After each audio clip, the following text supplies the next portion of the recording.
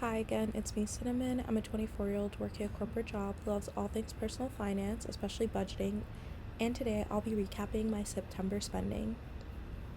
Before we get into that, I do want to talk a little bit about things that have been on my mind, and also I am using my old mic that is not as good as the newer mic I got, but if I don't use this mic, which is the only one I have right now, I will never film, so please bear with me, and I really do want to improve my audio quality in my videos going forward. Okay, but yeah, to jump right into some things that have been on my mind, almost every day I've just woken up with the thought that 24 is kicking my butt. Guys, the month I turned 24 was so chaotic, and I feel like every day since I have just been dealing with a lot. Not that there are a lot of these terrible, terrible things happening in my daily life, but more so that I mentally have so much that I have to figure out. And I think it's just the classic thing that people go through where you finish school and there's nothing. There's no real defined path that you need to go on. In one way, yes, climbing the corporate ladder is a defined path, but it's more so that there's no singularly defined path that you need to go on. You have so many options out there, and not only are there so many options, but it feels like things are starting to have real expiration dates where if you don't make a choice will be made for you because that option will no longer be available. And at least something I'm personally experiencing is that time is flying by. So it feels like I have to make all of these decisions really, really quickly and really, really soon. I know a lot of people struggle with this. Oh, what am I going to do with my life? Who do I want to be? What do I want my life to look like? I know a lot of people struggle with these questions, but I feel like these questions are particularly difficult for me because I completely lack a sense of self. I lack a sense of self completely. I don't know. There are so many reasons behind that. I think one of the reasons that is very, very, very much related to money, so that's what I'll focus on for this video at least, is that I grew up poor. I grew up really poor actually. A few things just to give you some of my lore. Someone said that in one of their ynab videos, and I just heard that and I was like, girl, we would be friends in real life. But yeah, some of my lore is I grew up in New York City. Housing is really expensive there, so I never had my own room. I actually shared a room with my mom, and I feel like even saying I shared a room with my mom is an overstatement because I slept in my mom's room. The room was hers, and I was just there. I never got really the opportunity to decorate my room or have things of my own. And if I had interests, I didn't have the money to really explore those interests too much. And there are a lot of ways people react in situations like that. And I think my primary reaction was to suppress my desires. So I remember very distinctly the last time I asked my mom to buy something for me. What did I ask her to buy? It was a pair of sneakers called Supergas. They were all of the rage at some point. They're Italian low rise sneakers. And I asked my mom to buy it for me. She said, we didn't have the money or anything like that, which, was common. And then eventually I did end up getting the Supergas, but they weren't even that great. I think I destroyed them pretty quickly actually. And, from that moment, I was just one, I'm really tired of asking my mom for things and her saying no. not because I'm upset, but because it also hurts her. Like, it was very, like, hurtful, I felt, for my mom when she couldn't get me things I wanted, which is why I ultimately did end up getting those shoes. Um, and then two, I knew I was just desiring things because other people had them. So it didn't even feel like I was developing or leaning more into myself. And three, the shoes ended up being bad quality. Like, it was just this perfect whirlwind of me saying, I'm done. I'm done really wanting for things, you know? And I think that's had a lot of benefits. It's been one of my sort of superpowers in that it's helped me a lot in life. Um, you know, one weird way it's helped me is like kind of made me like cool in high school because I just didn't follow any trends. Like, I was so checked out of what people were doing, and I think people were like attracted to that energy in a way, especially in the environment I was growing up in, where even though I grew up poor, I went to private school with very rich people. So everyone was just like super sensitive to status, and I just became desensitized to it, and I think that was like a relief for people, and that made them want to like hang out with me. Another way it became my superpower is that it really just like allowed me the mental space to focus on school. Um,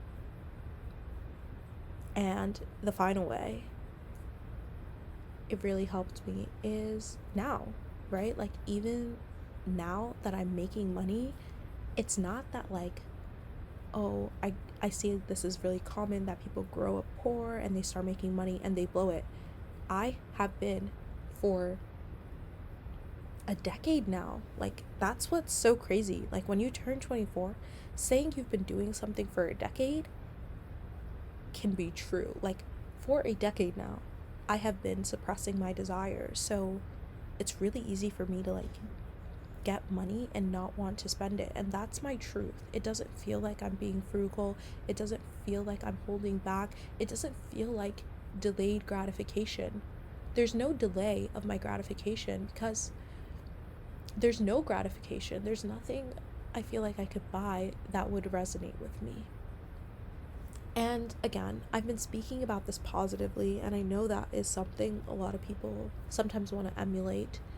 And I want to retain some of these positives, but at the same time, I want to know myself.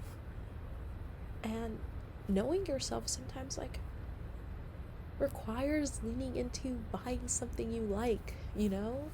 Creating a world for yourself of things, of experiences, of people that feels like you. I don't even know how to like put it into words because I don't know that feeling really. So, as I'm now like 24 and there's no obvious thing to do next, and even all of the things that I want to do will probably take some time, I really want to get serious about at least knowing myself. Sorry, I'm a very emotional person. That's one thing I do know. I'm weirdly emotional. Like, sometimes, most times, I'm completely unemotional. But then, I watch Coco and I'm bawling. So, yeah, I don't know even how to make sense of that either. But anyway, so that's a little bit to explain things I'm hoping to see more in my budget. Me spending money, not just on things right now that feel like me, because I don't even know that, but trying to explore more and giving myself that permission because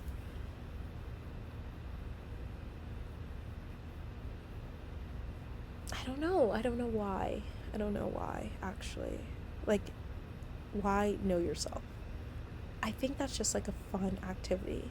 Like, I like learning, and I actually really like learning about people. So, why not learn about myself, I guess? Anyway, now let us see my September spending, because September and the things that happened in September are actually a really big part of what is motivating me and giving me belief that there is something to know about myself, actually. So let's get right into that. For the income section, I got some really high cash back for the first time in a while because in July, or is that August? August is a month before September. I went to omakase with my boyfriend, his friend, his brother, and I put it on my card because I had a really good cashback deal, 6% cashback with Discover. So that is why it was $82. The whole dinner was like over $1,000. Yeah, omakase is really expensive, but it was really good. But I also don't think I'm ever gonna do omakase again since I've been to Japan. Like, I just think it's kind of crazy because I was definitely getting like really, really good sushi for a tenth of the price. Like, yeah, no, crazy, never doing it again. Okay, next is my paycheck. My paycheck was for $11,876.93. And this month of September was my first full month of low income. Of my lower income. No, actually it should be my second. Let's see. Can I just go back? Yeah, okay. Yeah.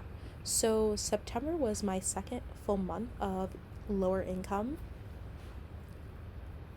But in September, before I went on my vacation, I got the news that I actually did end up getting my promotion this cycle, so my income will be increasing again. I actually do have the details of what my new income will be, but maybe I'll just wait till I get the new paycheck. I don't care. I can say the number. So I think it comes out to like a 20% raise. My new target compensation is 2,700, nope, $275,000 about. But I'm really hesitant to like anchor myself on that number because about $100,000 of that is stock-based compensation, and anything can happen in the market. So higher salary, but I am like also taking higher risk with that salary and possibly even higher reward if the market does well.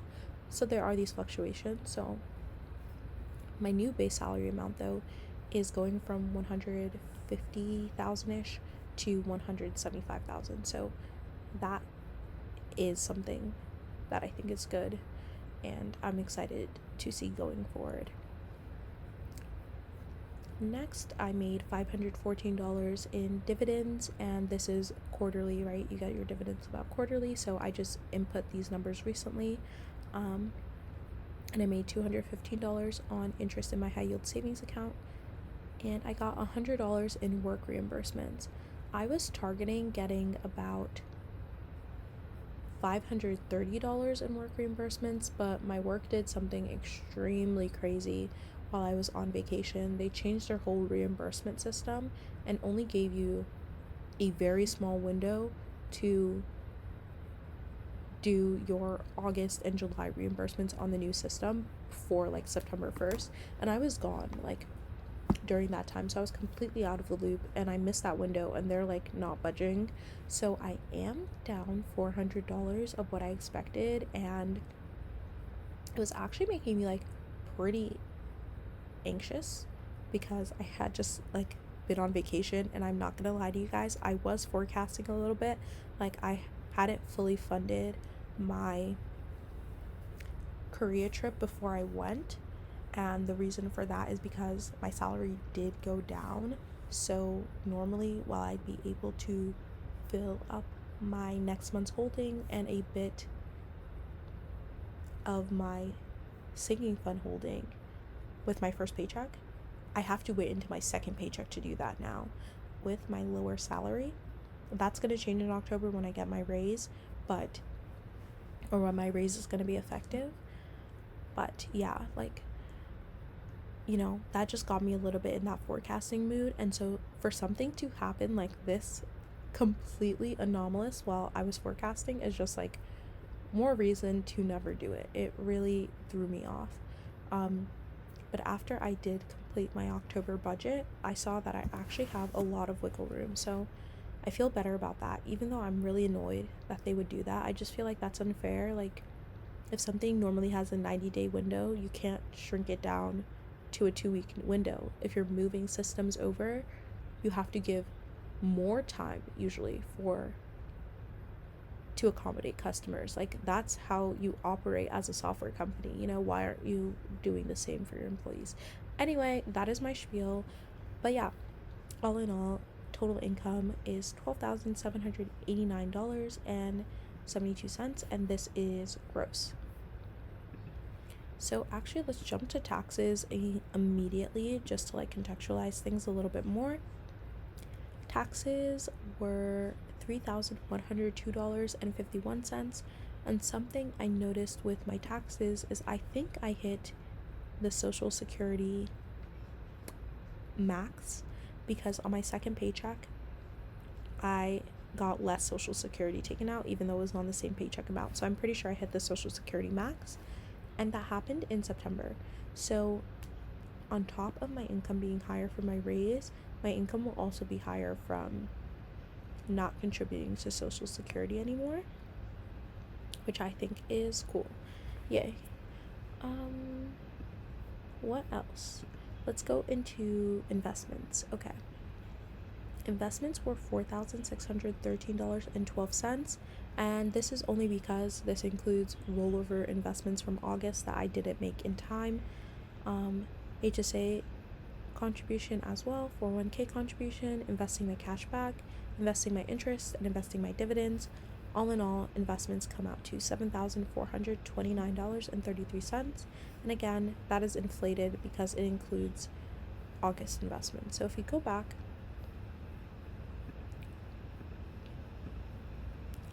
you can see that I did invest money in August. I don't know what's going on. I think in August I invested July money. Okay, this is just gonna keep happening. I don't know why that was so high. I'm gonna have to double check that. Okay, let's double check it now.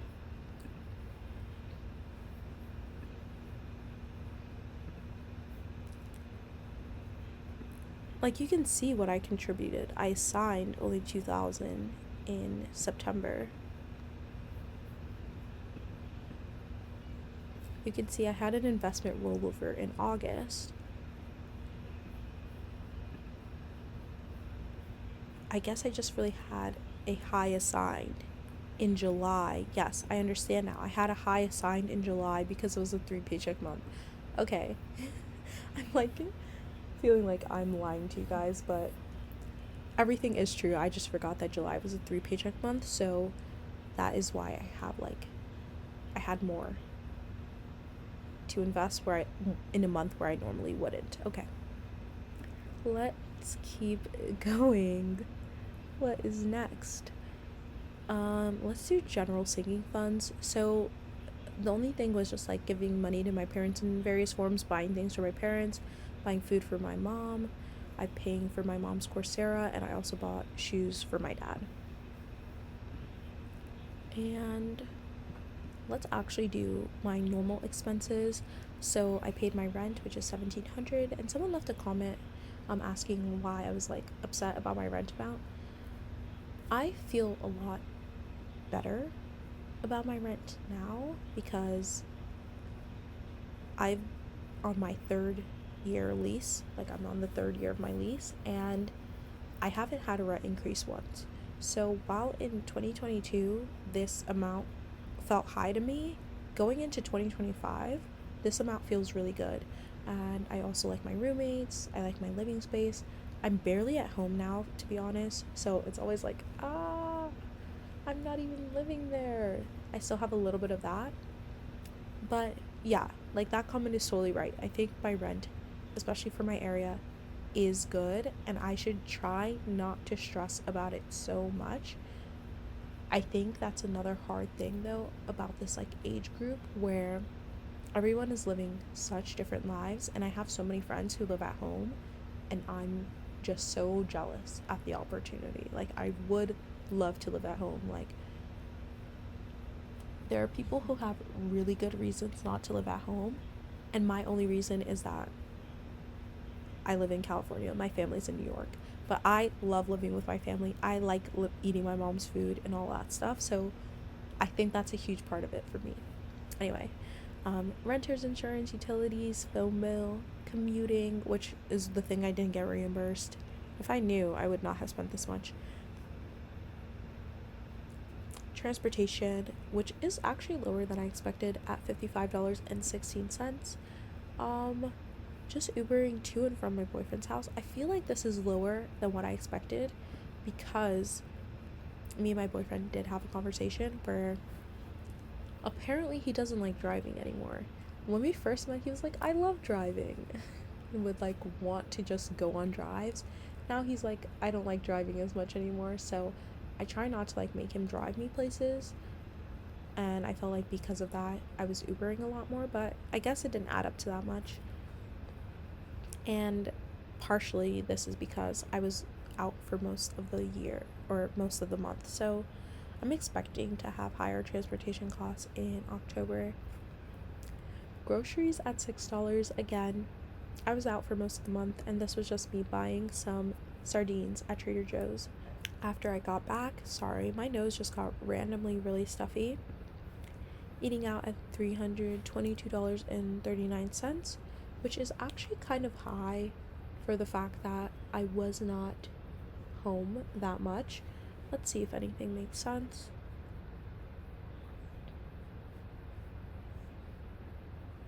Yeah, you can see there are not that many days on here, so this just shows how much eating out adds up very quickly. What is going on? I guess this was like kind of an expensive meal that I regret for sure. It was not worth it. Okay. Health insurance, legal insurance, which I need to not do legal insurance next year. I haven't used it, but I'm so paranoid about like a legal issue. I used to live in like the Germany area, and something that's really popular there is getting like every type of insurance under the sun, and that was actually really comforting to me. Like, I like that you can get like a dedicated personal liability insurance, you can get all of these types of insurances, and I'm like, yes, that's what I want, because I'm so stressed about like getting sued. Oh my god. Okay, $805.14 shopping. This is crazy. This is crazy. So I did set aside money to shop. I knew I wanted to take advantage of Labor Day sales, and I think I set aside like $300 initially, and then I overspent and spent like $500 shopping. But I got so many cute things that I love. So that was at Urban Outfitters, and that was like, yeah, about $500 shopping on Labor Day. Okay, I thought that would be the end of it, but when I got back home, I also knew I wanted to invest more in things to wear to the gym, because I was just kind of wearing athleisure all day, and I want to have like, I want to not do that. I want to not do that anymore.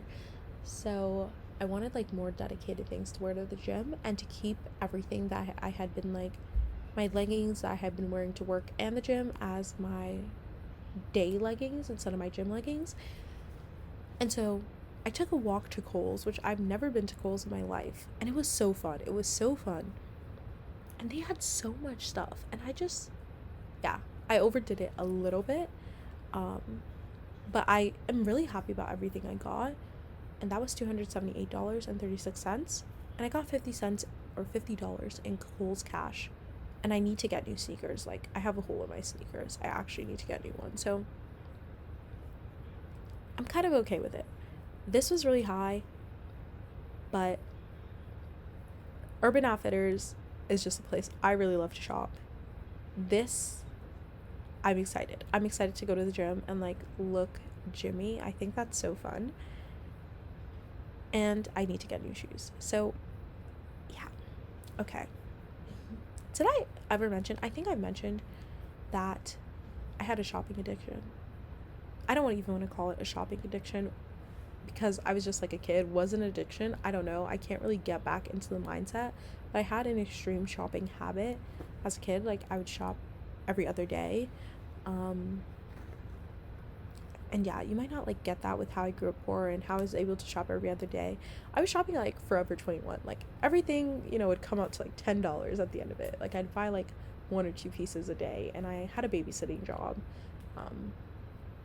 that paid really well and all of these things. But that is something that like kind of is anchoring me a little bit on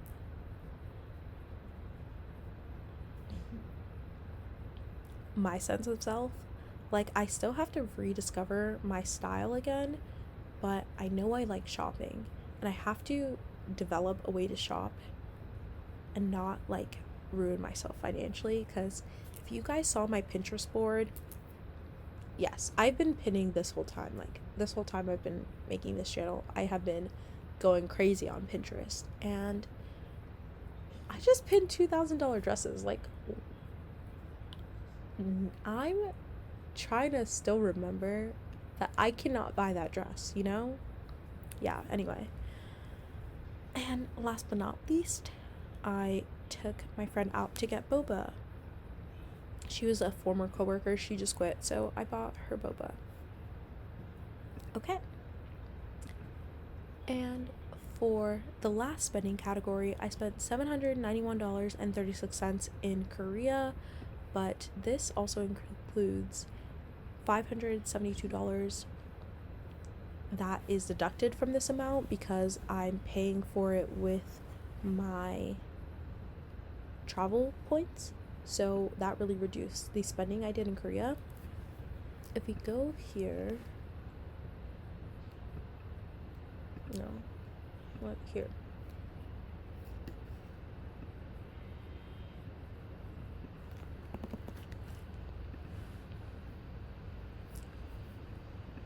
And just look at all of my spending in Korea without the travel points. I spent $2,888.44, which is under my $3,000 goal. I did not expect to hit that $3,000 goal when I was there, because as I was there with my brother and my boyfriend and his brother, they are just different kinds of travelers than I am. I'm a travel, stay in the room the whole time, just go to the convenience store and get some food. Like I wanted to be in Korea for the convenience stores. I didn't really want to like eat out at super nice places, but him and his brother, they're like, when we're in Japan, not in Korea, they're like, oh, we need to try Wagyu. I'm like, I don't need to try Wagyu, actually. Like, I want to eat at the convenience store every day. Like, the convenience store is my fun, So I was getting nervous, but it all worked itself out, kind of. Like, I might end up owing his brother some money, but we haven't, like, really done the best bookkeeping. So yeah, we're just gonna have to see about that.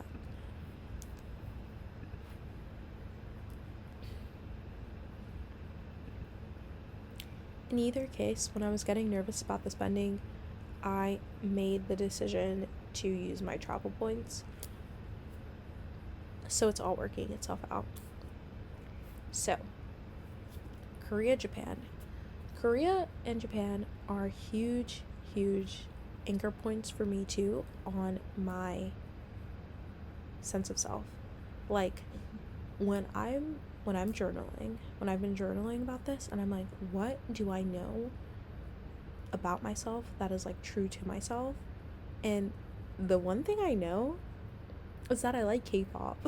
Like that is the one thing that I feel like I really feel like, oh, that is me, and that's not anybody else telling me to like it. Like that is just me, my story of like how I got into K-pop I think is so interesting. It was just like very random, and I didn't grow up like around other people that listen to K-pop. Like it's not anything like that. So I know this is just, do you guys hear that? That's my boyfriend's mom's dog. Oh my god. I have to film though, guys. I'm so sorry. But yeah, like I just know that is me. And when I went to the concert for my favorite girl group and they were performing, it just felt like, yes, this is something I know for a matter of fact resonates with me.